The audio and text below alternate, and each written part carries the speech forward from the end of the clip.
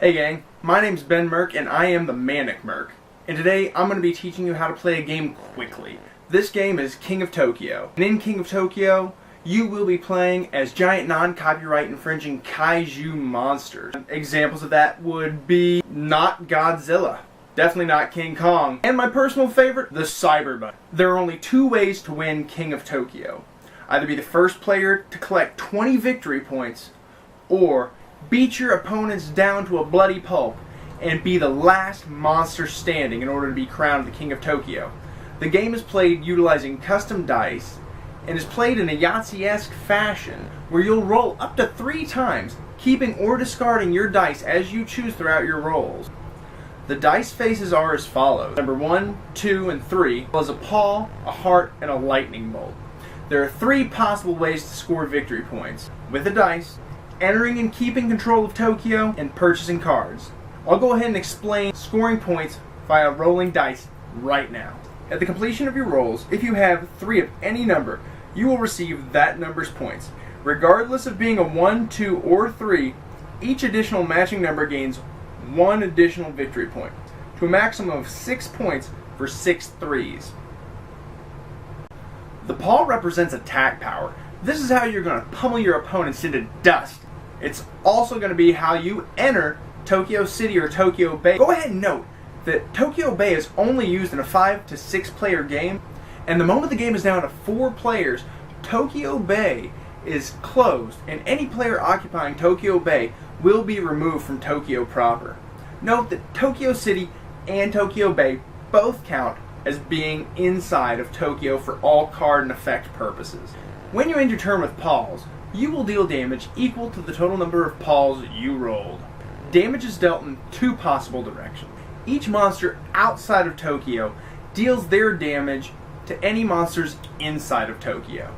The player or players occupying Tokyo, so Tokyo City or Tokyo Bay, deal their damage to every player outside of Tokyo. Just to clarify, players in Tokyo City and Tokyo Bay do not deal each other damage because, as previously mentioned, they are both currently occupying Tokyo.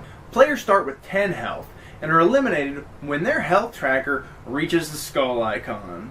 The exception to damage rules occurs when Tokyo is unoccupied. This will always be the case at the beginning of the game. The first player who ends their rolls with 1 or more damage won't deal damage to anyone.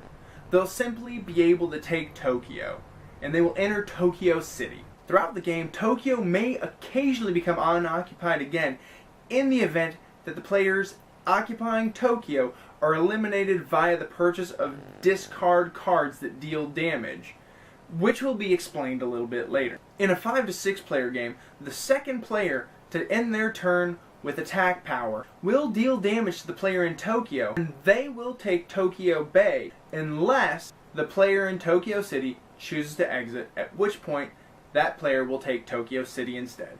Entering Tokyo will earn a player 1 victory point, and if they're able to maintain control of Tokyo until the start of their next turn, they will gain an additional 2 victory points. A player may only leave Tokyo when they've been dealt damage, at which point they have the choice whether to stay in Tokyo to try to get those 2 extra points or to leave. In a 5 to 6 player game, both the player in Tokyo City and Tokyo Bay may choose to withdraw from Tokyo, at which point the player entering Tokyo must take Tokyo City. Hearts allow players to heal damage equal to the total number of hearts they've rolled at the completion of their rolls. Players cannot go above 10 life unless they've purchased a keeper card which will allow them to go beyond that limit, which will be explained shortly. It should be noted that players inside of Tokyo cannot use the hearts in order to heal their damage, but they may use purchased cards that have healing effects in order to heal damage while inside of Tokyo. The lightning bolt symbols on the dice represent energy, which will be used to purchase those keeper and discard cards I've been talking about. When players will have access to an entire deck of cards, that deck of cards will be shuffled, and the top 3 cards will be laid out in front of the deck board for everyone to see. These cards represent monstrous powers, known as keeper cards, and devastating or awesome effects, known as discard cards. They have various abilities which are explained on each of the individual cards. These abilities can range from dealing damage, healing damage, providing you the ability to reroll 1 extra dice per turn, even allowing you to make an entire another roll of your dice pool if you so choose, every turn. These cards will have an energy cost in the top left-hand corner. Discard cards are always used immediately and placed into a separate discard pile. Keeper cards, on the other hand, are placed next to your monster scoreboard, and it represents an ability that you have as an ongoing effect. Note that whenever a card is purchased, you must immediately take the top card of the deck and replace the purchased card, so that there is always a total of 3 cards available. A player may purchase as many cards as they want on their turn that they have energy to purchase. Also, a player may spend 2 energy points in order to wipe the entire board of cards, sending them to the discard pile, and replacing them with 3 brand new cards. Now you're ready to play. In order to determine a start player, each player will roll all 6 dice once.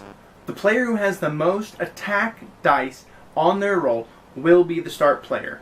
In the event of a tie, those 2 players or more players will have a roll-off until one player has the most attack dice. Now that we've got a start player, the last thing we really need to know is the structure of a turn. The order of events in a turn are as follows. First, players will roll and re-roll their dice until they've completed their rolls. Second, the players will resolve the results of those rolls.